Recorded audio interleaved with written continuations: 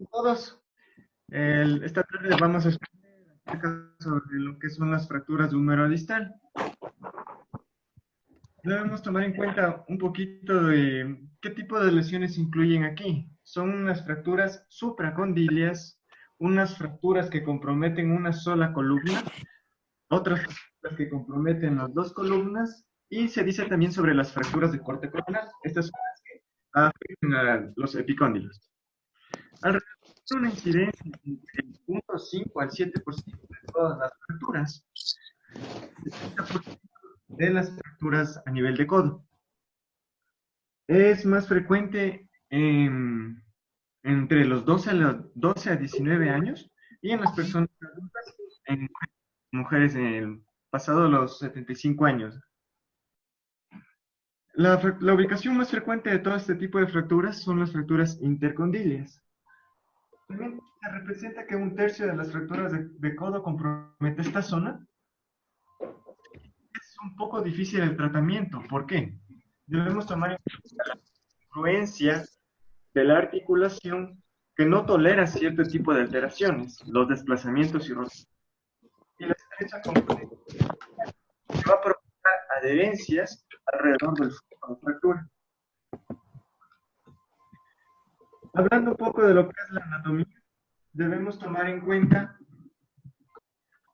lo que es lo denominada la columna lateral y medial. Un poquito antes de esto debemos recordar lo que es la composición del húmero distal. Está compuesto por lo que es el capitellum, que es la zona articular de la tróquea medial, lateral, perdón. Tenemos el puntero. ¿Perdón? ¿Se ve el puntero lo que estoy señalando? No. Ahí sí. Listo, entonces debemos recordar lo que es el capitellum. Vamos a tener el epicóndilo. Vamos a tener la tróclea como tal, la epitróclea.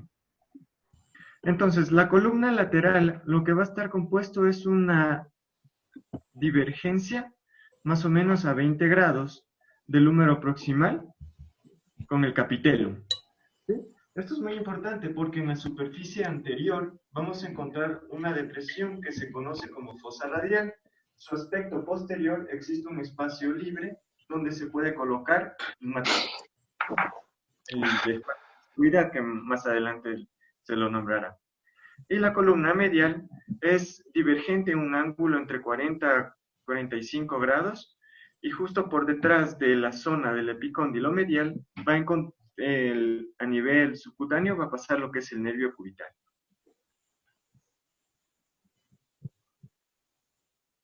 También debemos tomar en cuenta un poquito de lo que son las inserciones a nivel de este nivel, a nivel del codo. Debemos tomar en cuenta que a nivel de epicóndilo medial vamos a encontrar toda la zona flexora y el epicóndilo lateral, los extensores.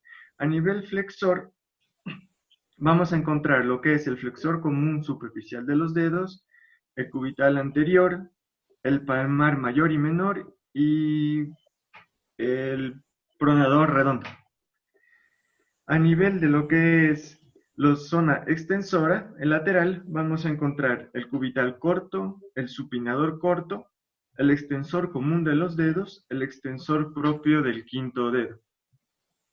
En cuanto a los ligamentos, debemos tomar en cuenta dos: el ligamento medio, que es el que va a provocar lo que es la pronación, y el colateral lateral va a provocar una estabilización posterolateral, es decir, la supinación. Y los nervios que vamos a tener en cuenta en la anatomía en esta zona son el cubital, con su porción subcutánea, y el radial.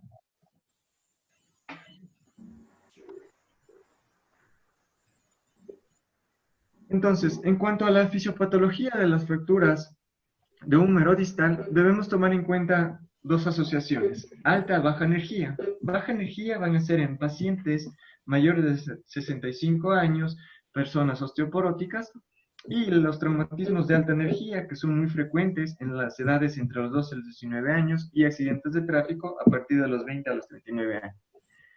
tenemos dos tipos de posiciones.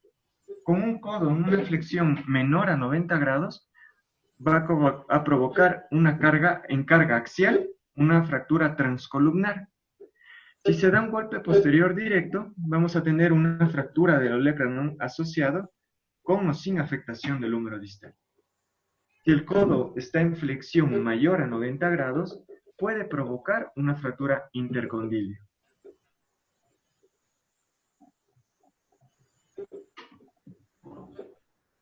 En cuanto a la clínica, es importantísimo valorar que un paciente que nos llega con una fractura en este nivel va a presentar dolor e inflamación del codo. Al examen físico, nosotros vamos a observar que puede presentarse una inestabilidad del codo. El paciente se va a presentar en una posición antiálgica,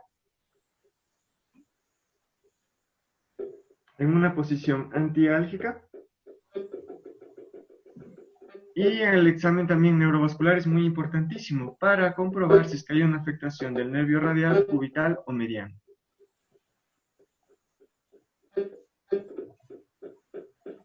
Debemos tomar en cuenta lo que es también el mecanismo de producción antes de entrar al diagnóstico. El mecanismo de producción de estas fracturas siempre va a ser nuestro codo en flexión, donde se van a combinar las fuerzas en valgo, lo que va a ser la carga axial y las fuerzas rotatorias posterolaterales del cúbito, lo que van a provocar que se lesionen diferentes estructuras a nivel del codo.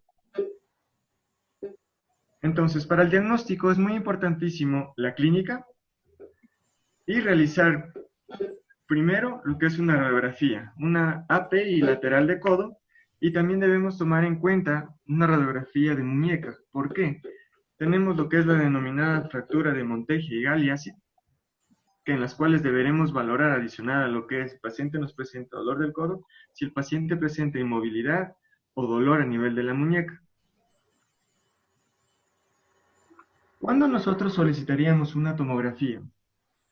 Probablemente nosotros realizamos una radiografía de codo en la que no se evidencie ningún trazo fracturario, pero tendríamos lo que es un signo indirecto, que son las almohadillas grasas. Se dice que si se observa la almohadilla grasa anterior, quiere decir que hay una zona de luxación, un posible hemartros y unas microfracturas, por lo cual nosotros necesitaríamos solicitar una tomografía de codo para descartar la fractura. Entonces, hay dos líneas que debemos tomar en cuenta que son muy importantes para determinar si existe un desplazamiento o una rotación o si existe una luxación del codo, que es la denominada línea humeral anterior y la línea radiocapitelar. Estas líneas, la línea humeral anterior, debe transeccionar el punto medio del cóndilo humeral. Si no ocurre esto, al igual que la línea radiocapitelar, que es una línea transversal desde la diáfisis al radio, debemos ver que igual provoca una bisección a nivel del cóndilo humeral. Entonces, si no existe esta transección del cóndilo humeral, si no hay una bisección, nos está diciendo que existe una posible fractura o una luxación, lo más frecuente. Un ratito, chicos. Fractura de húmero distal, fractura de platillo tibial y fractura de pilón tibial, convénzase que casi siempre necesitan tomografía. No se las puede pasar eso, ¿ok? Ya. Dale. Perfecto. Listo. Hablemos un poco sobre la clasificación. ¿Alguien me escucha? Hay bastante interferencia.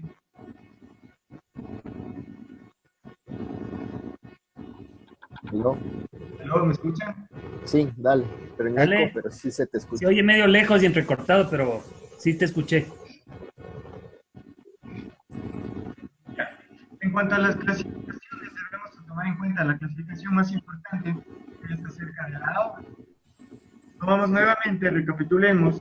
Lo 1 nos va a indicar lo que es húmero. La parte siguiente, el 3, nos va a indicar que es la zona distal. En cuanto aquí nos va a diferir, ¿qué significa A, B y C? A va a ser una fractura extracapsular. Entonces, B va a ser una...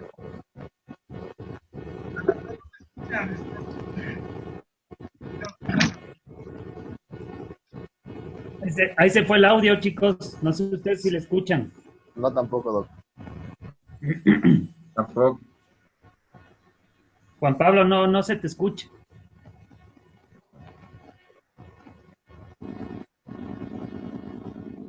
No fue el audio. Creo que está en la zona del silencio, creo. Doc, la pregunta que usted decía de lo de la tomografía. ¿Quién es Felipe? Soy Felipe, sí, yo Hola. Felipe, Doc. Hola, Ya. Doc, ¿cómo está? ¿Cómo vas? Bien, Doc. O sea, aparte de siempre las proyecciones AP lateral, para confirmar un trazo, ¿siempre la tomografía o solo si es que tenemos un trazo así muy complicado? Es más, O- sí, es más para planeación quirúrgica, ¿no?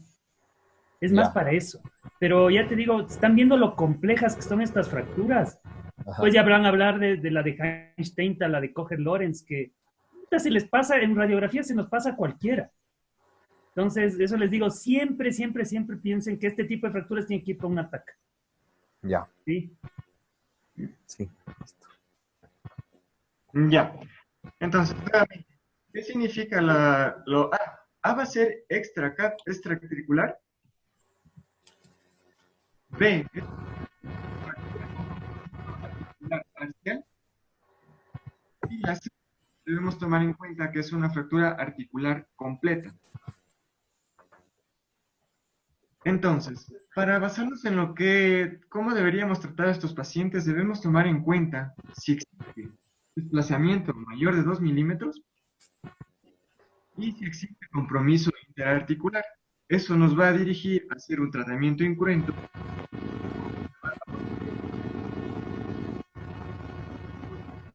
No vale. Juan Pablo no se escucha, o no te escucho yo. Si algo pasa. ¿Me escuchas, Carlitos? Ahorita sí, pero antes no. Espérame un ratito, déjame marcar. ¿Estás, Juanpa? Ok, ¿me escuchan ahí? Ahí sí. Sí, Sí. mejor. Ya. A ver. Entonces, nuevamente lo que les estaba diciendo, la clasificación AO, lo que se refiere a ABC, debemos tomar en cuenta lo que es una articulación. La parte A, una fractura extraarticular. La B es una fractura intraarticular parcial, es decir, se va llevando parte de la diáfisis. Y la C es una fractura articular completa. Entonces, esto es muy importante tomar en cuenta en el momento del tratamiento. ¿Por qué? Debemos basarnos en el desplazamiento de las fracturas mayor de 2 milímetros, o si existe compromiso interarticular, nos va a decir que este paciente va a requerir un manejo quirúrgico. Si no se cumplen estos criterios, si hay estabilidad, si hay un desplazamiento menor de 2 milímetros, si no hay un compromiso interarticular, podremos hacer un tratamiento incruento con yeso naval. En cuanto a lo que es la clasificación de Müller, la divide en 3 tipos. La tipo A, nuevamente, es una fractura no articular. La B tiene un fragmento articular unido a la diáfisis. Y la C, la diáfisis con la porción articular se encuentran separadas en varios fragmentos distales. También debemos tomar en cuenta a nivel pediátrico lo que es la clasificación de Garland. La clasificación de Garland toma en cuenta la tipo A. Vamos a evidenciar un trazo fracturario sin desplazamiento.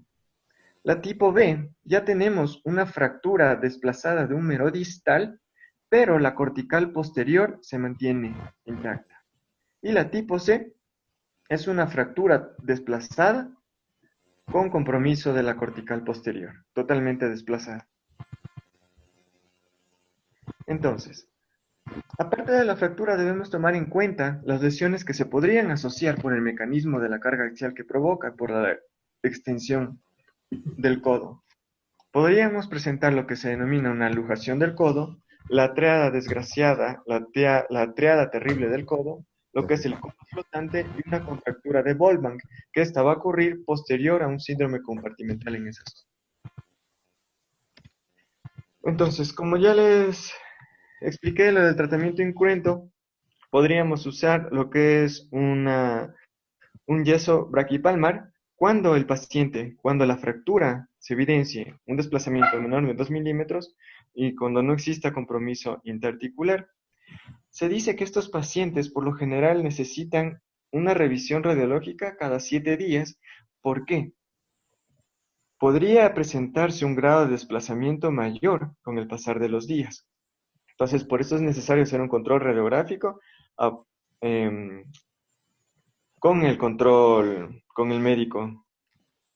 La posición del tratamiento incruento deberíamos colocarlo a nivel superior. La valva se va a ser colocada entre 3 a 4 centímetros por debajo de la inserción del deltoides y a nivel de mano, a nivel de la cabeza de los metacarpianos. La flexión del codo, la extensión del codo va a ser a unos 30 grados y la supinación, pronación es a nivel cero, es decir, en posición neutra. Y la flexión del codo como tal a 90 grados. Siempre es en 90 grados y eso es para todos, chicos. ¿Perdón, Doc?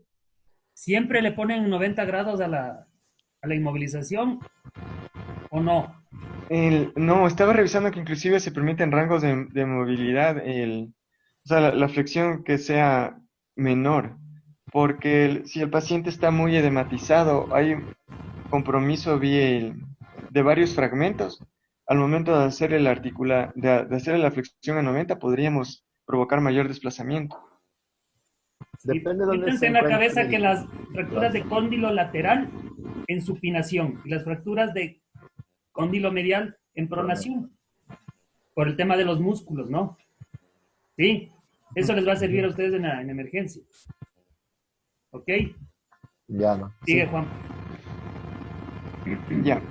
Y en cuanto al tratamiento, a nivel quirúrgico, podríamos utilizar también lo que es una clasificación Milch. La tipo 1 va a comprometer lo que es la cresta troclear lateral intacta. Y la tipo 2 es una fractura a través de la cresta troclear lateral. Entonces, si tenemos un compromiso, si sabemos que nuestra cresta troclear lateral está bien, podríamos utilizar lo que es una reducción cerrada y fijación percutánea, la cual estaría indicada en fracturas desplazadas, es decir, tipo Milch 1. La reducción abierta con fijación interna está indicada en pacientes que presenten fracturas supracondilias cuando sea bicolumnar o un Milch tipo 2, es decir, que afecte la cresta troclear. Y una artroplastia total de codo cuando son fracturas bicolumnares distales en pacientes de edad avanzada.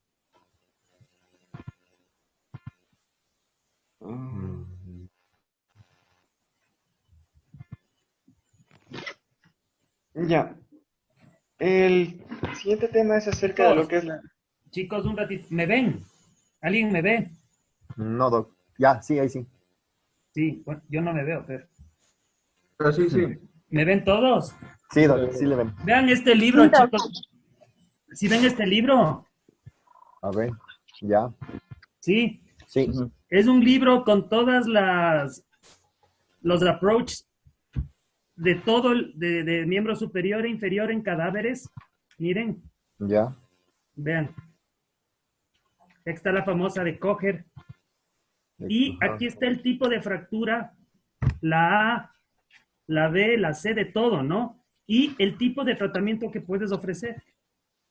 ¿Cuál es ese libro, Doc? Este libro deberían tener, a mí me ayudó realmente un montón. Vean. ¿Sí ven? ¿Cómo se llama? Atlas. A ver, ya me vi, ya me vi. Atlas ¿Sí de ven? osteosíntesis. Ya, ya, chicos. Perdón. Atlas de osteosíntesis. Digan nomás. Doggies, el autor sabe. Es de Müller. Müller. Orozco Müller. Aquí está. Atlas de osteosíntesis. Arriba le ven. Ya. Ah, sí, sí, sí. Maurice Müller. Ajá. Ya. Sigan, chicos. Maurice Müller.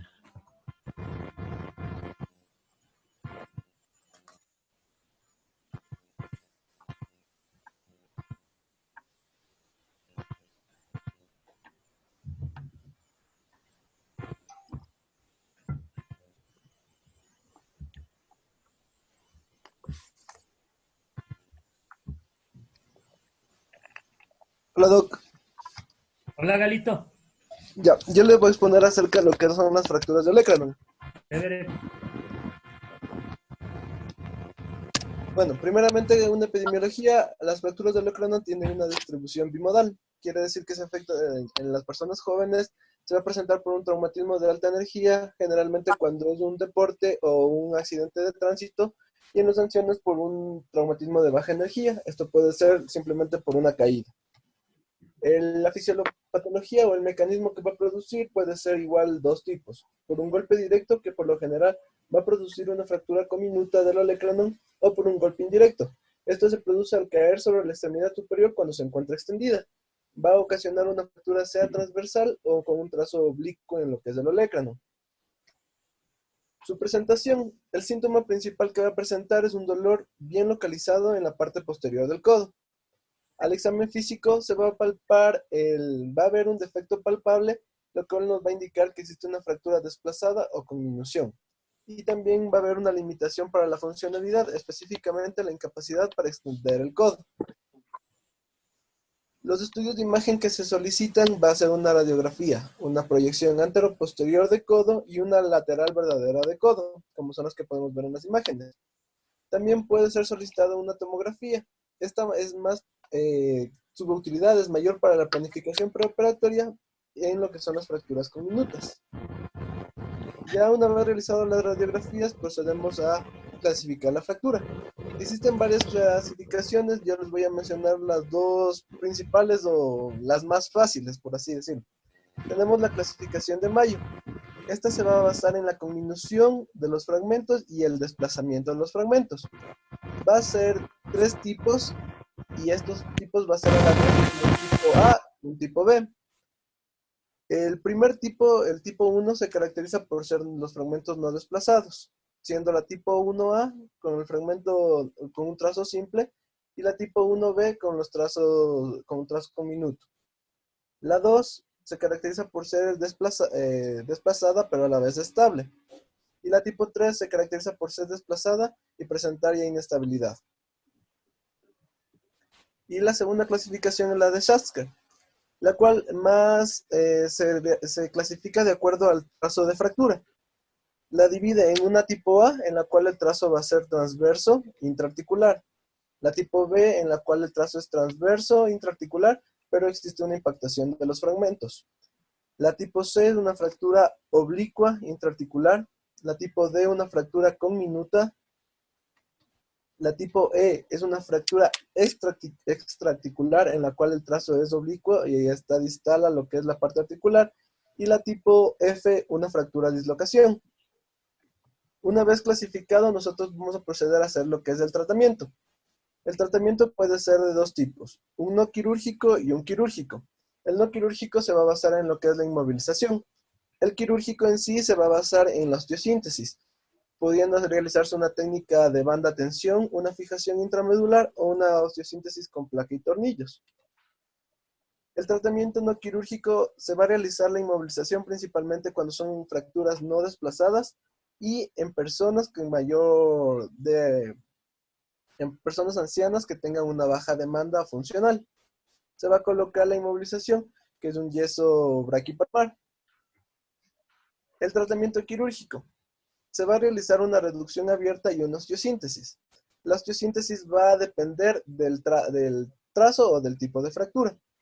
La primera opción que tenemos es realizar un obenque mediante con una técnica de banda tensión. Esta está indicada para fracturas del olecranon que son transversales con un trazo transverso y no presenta una conminución. Se ha demostrado en varios estudios que tiene un excelente resultado y cuando se aplica en indicaciones apropiadas.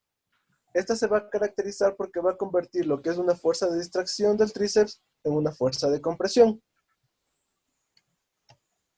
Aquí tenemos un ejemplo. Podemos ver una fractura, una Mason tipo 2, una Mayo tipo 2, en la cual primero procedemos a realizar la delimitación de las prominencias, realizamos un abordaje posterior sobre el olecranon, se procede a realizar la reducción de la fractura mediante la colocación de dos clavos paralelos, luego realizar lo que es el obenque. teniendo como resultado el Lovenke con los dos clavos paralelos a nivel del olecrano. La segunda opción es una reducción abierta y una fijación intramedular. Igual, la fractura tiene que ser un trazo transverso y no tiene que haber conminución. Aquí lo que se utiliza es un tornillo intramedular, el cual el principio es que debe engancharse en lo que es el canal intramedular del olecrano.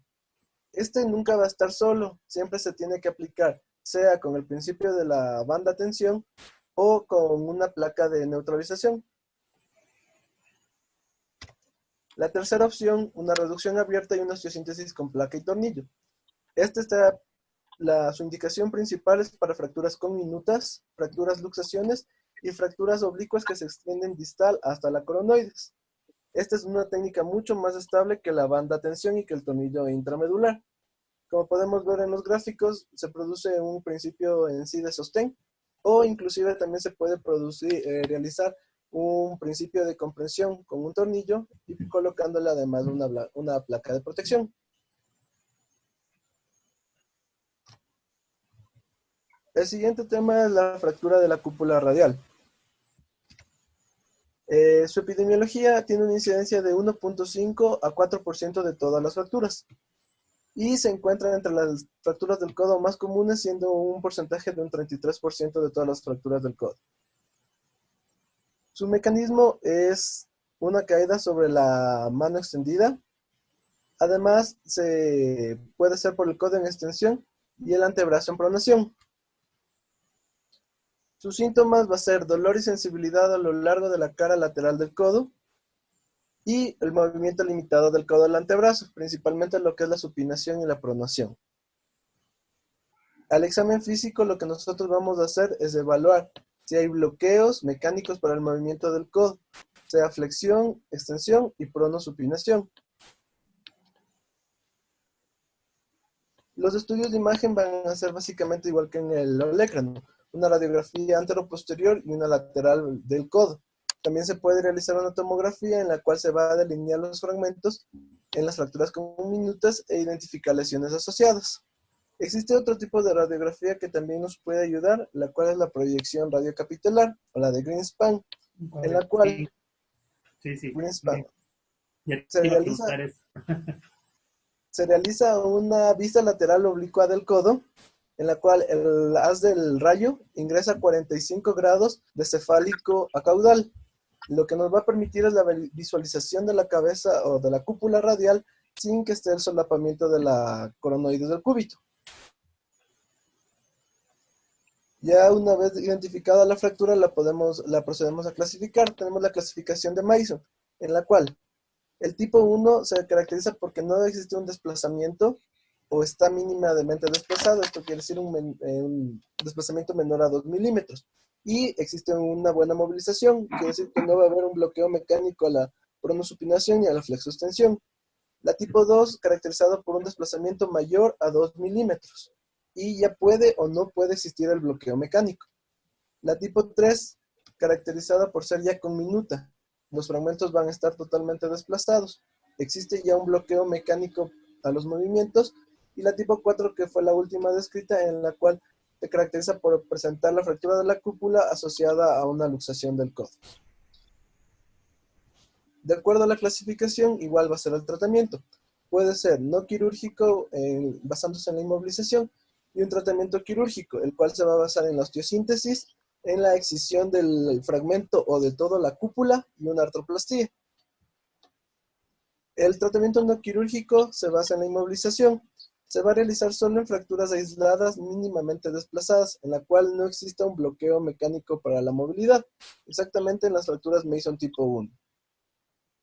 El tratamiento quirúrgico. Tenemos la osteosíntesis mediante una reducción abierta más fijación interna, principalmente indicada en las fracturas de Mason tipo 2, que presenten un bloqueo mecánico, y también en una Mason tipo 3, pero únicamente cuando tenga la osteosíntesis sí no sea factible, quiere decir que tenga fragmentos que sí se puedan unir.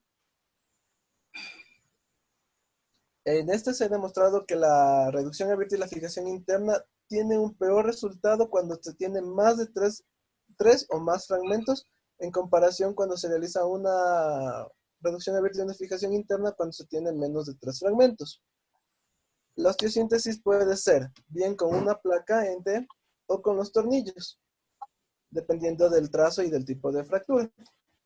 Así tenemos que para colocar la placa en T, primero tenemos que buscar la zona de seguridad de la cúpula radial, mediante llevando del brazo que está en una posición neutra a una pronación máxima y a una supinación máxima, delimitando la zona de seguridad en donde nosotros podemos colocar nuestra placa o nuestros tornillos.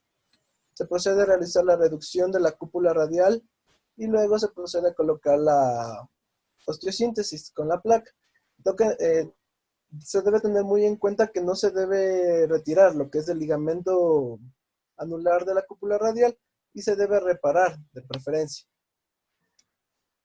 La Por si acaso, osteosíntesis eso que habló el Galito se llama la zona segura de Caputo, ¿no? La que hablaste ahorita. esta de aquí, sí. Caputo. Caputo. Dale, Galito. Aquí tenemos un ejemplo de lo que es la osteosíntesis en una Mason tipo 1, o bueno, tipo 2, con 2 tornillos. Como podemos ver, se hace una radiografía AP y lateral de codo, se complementa con la tomografía para delimitar el fragmento, se procede a marcar lo que son las prominencias, se hace un abordaje lateral o de Kocher, se expone lo que se hace un abordaje lateral o de Kocher, se expone lo que es la fractura, se limpia todo lo que está entre los fragmentos para poder realizar la reducción. Se realiza una reducción y una reducción momentánea con clavos. Después se procede a realizar la colocación de los tornillos y así es el resultado como queda la osteosíntesis.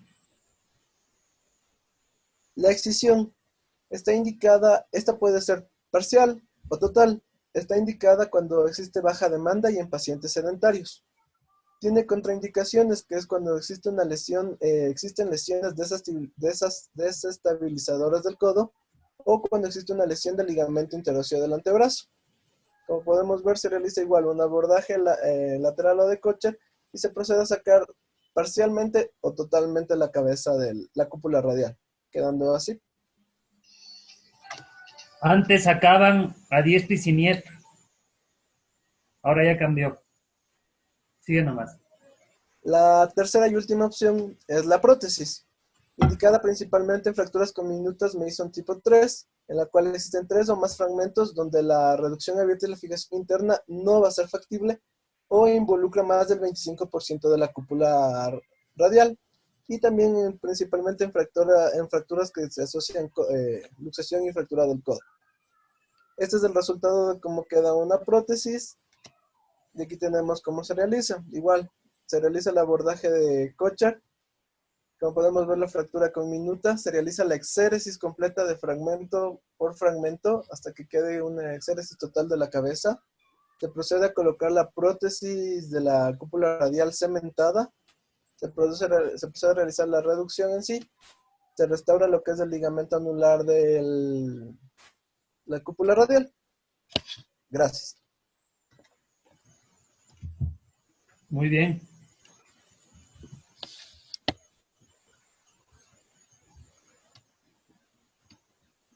Y ahora Juan Pablo les va a explicar sobre la La triada triada, ¿no? del codo. Sí. Doc, y lo que usted decía, que antes le sacaban toda la cúpula radial, le retiraban y le dejaban ahí sin prótesis, me imagino antes, ¿o no? Claro, sin prótesis. Después sacaron unas prótesis de silicón que iban pésimo. Pero antes de una fractura compleja Mason 3, por ejemplo, inclusive la 2 ya le sacaron. Entonces hay estudios ahora que inclusive te dicen que en un inicio nunca saques en un inicio. Que después, si es que va mal los osteosíntesis que hiciste en la Mason 2 o 3, después de un tiempo, ahí haces una resección de la cabeza y ahí va mucho mejor a coger y sacar de entrada, ¿me entiendes? Pero antes sí, la Mason 2, 3 fuera. Y la pronosupinación. Claro, con pronosupinación quedan, sí, pero queda inestable. Limitada. Entonces ahora realmente, ahora ya estas fuerzas son una maravilla. Antes habían las de silicón que no iban nada bien y antes no había nada. Entraban a sacar directamente. La cirugía le hacían en 20 minutos.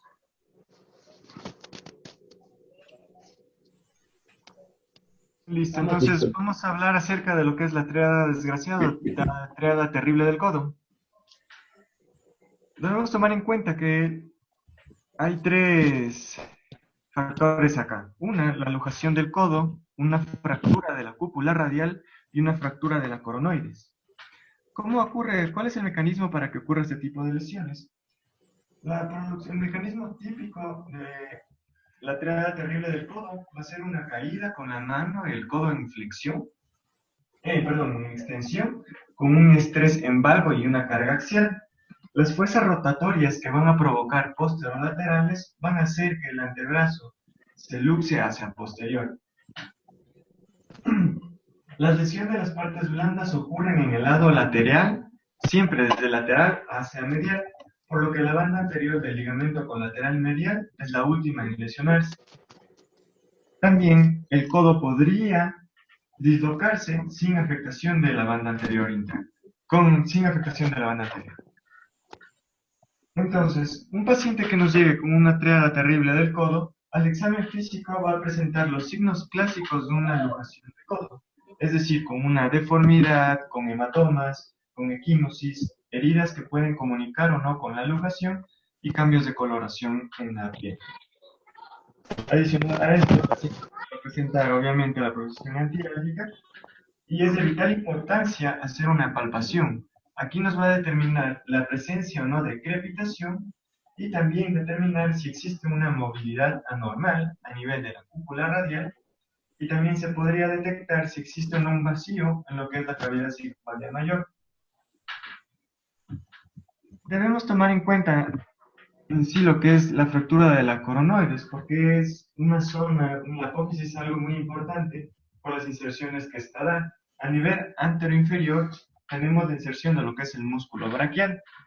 A nivel de la superficie media tenemos la inserción del colateral del cúbito, del ligamento colateral del cúbito, y en la parte frontal vamos a encontrar lo que es la inserción del músculo flexor común profundo de los dedos de la mano.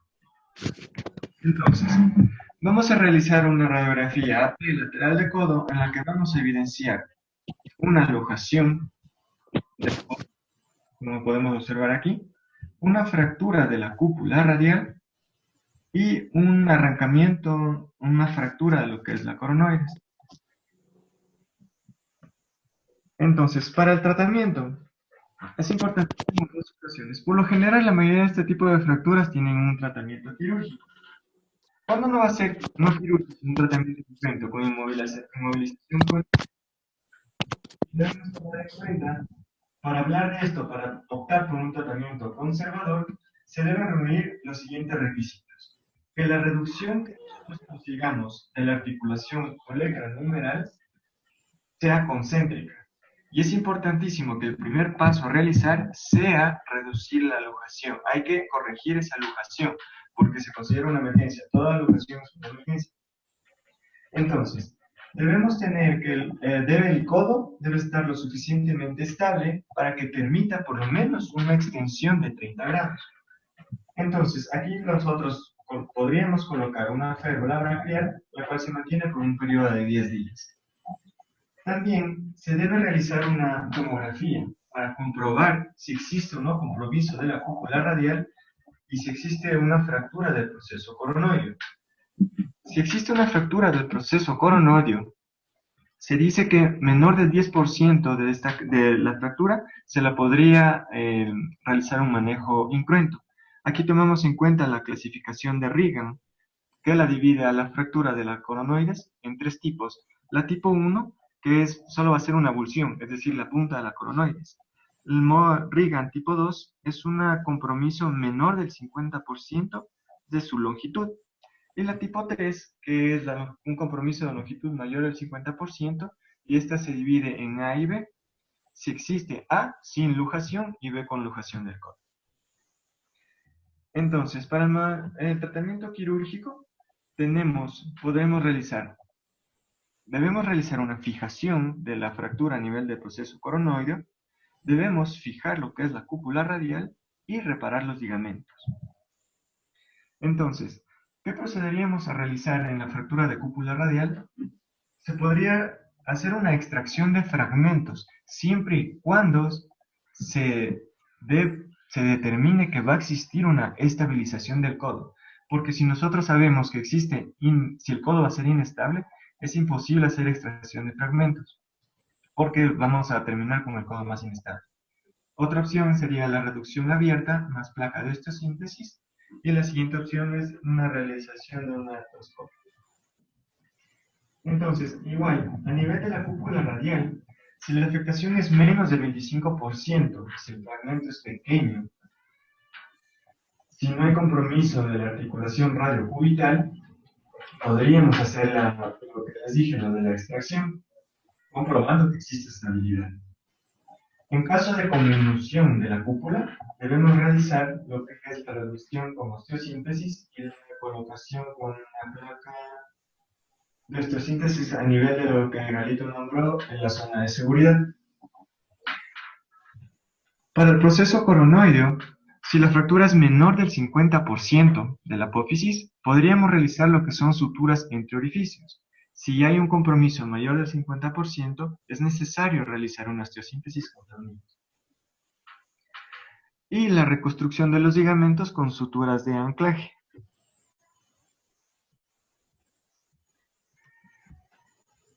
¿Cuáles son las complicaciones de esta triada terrible? Nos va a provocar, lo más común es una rigidez de codo. Si no hacemos una reducción correcta, un tratamiento incruento correcto o uno quirúrgico, vamos a provocar una consolidación visosa. Vamos a provocar que no exista una buena supinación, una buena pronación. También se podría lesionar lo que es el nervio cubital y la formación de un hueso ectópico. Adicional a esto tenemos la pérdida de movilidad, un dolor intenso crónico y la pseudoartrosis. Gracias. Si ven que esta es una lesión extremadamente compleja, ¿no? ¿Alguien ha visto? No, la verdad no. ¿El resto? No, Doc. No, Doc, yo no he visto. Sí, yo tampoco. Por suerte. Sí, por suerte extremadamente raro. Yo tenía una pregunta ya para finalizar para el Galito. Hay una lesión que se llama de Essex-Lopresti. ¿Quién me dice? La lesión de Essex-Lopresti es cuando se lesiona toda la membrana interósea, Doc. ¿Ya? ¿Y qué más? La migración proximal del radio. Pero hay una lesión que no se les puede pasar. Yo digo que es igualita a la de Meisenhoven al tobillo. Tiene inestabilidad radiocubital distal. Esa es parte de eso. Entonces, al paciente que llega con fractura de cúpula radial, siempre tienen que toparle la muñeca. Eso es como un Meisenhoven, no se les puede pasar. Ya. Sí, chicos. Y en ese caso, Ahí entra ya también a la estabilización de abajo. hay que reparar eso también. Exactamente. Y hay otra cosa que a veces se hace. El paciente llega tú ves que es una Mason 1 o 2. Entonces, lo importante tienes que ver que no esté bloqueado el codo. ¿Ok? Eso es lo más importante. Entonces, muchas veces le infiltras. Eso tienen que ver bien la zona de la infiltración del codo. Le meten silocaína y ahí ustedes ven si realmente se le bloquea en flexo de extensión y en pronosupinación. ¿Sí? Sí. Ya, chicos, realmente les felicito. Estuvo muy, muy chévere y espero que a todos les haya quedado algo de lo más importante del día a día que se pueden topar.